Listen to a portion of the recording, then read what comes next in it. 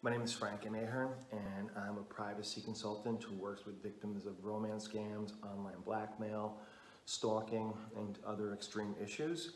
I'm also the author of the New York Times bestseller, How to Disappear.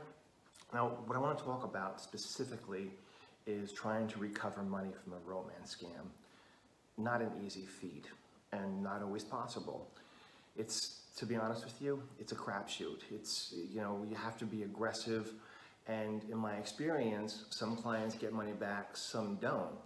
And a lot of that has to do with whether the money was sent through a cash transfer service, a bank, was there a mistake at the bank, is the money still at the bank? Some of the people who receive money are actually victims of scams themselves, and they don't realize, or they're just not conscientious realizing that they're receiving money from another victim. One of the mistakes victims of romance scams do is focus on the scammer, the person they've been chatting with, the person they're involved with, the relationship aspect. They're going to go after that person. And that's a waste of time, and it's a big mistake. The problem is you could be chatting with one of 5 different people, and you could be in this country, this country, this country.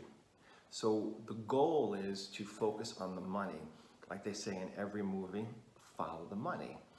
And what that means is, if you sent money to somebody in Texas, you need to contact that Texas bank, Texas law enforcement, and be aggressive and let them know you're a victim of a romance scam. And if you sent money to somebody in Turkey or France, you use Google Translate and you write a letter explaining you're a victim of a scam.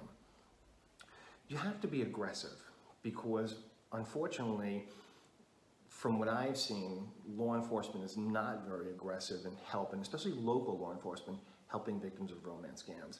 Because it's difficult, because you could have sent money to 5 different countries, and it's not necessarily the most important crime, which is unfortunate.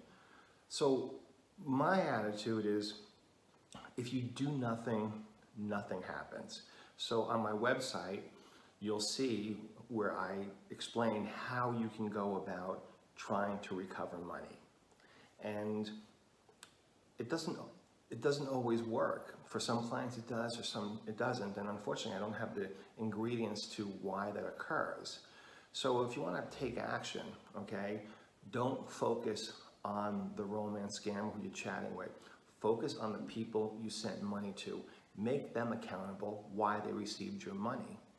Contact their bank, contact local law enforcement. Remember, if you do nothing, nothing happens.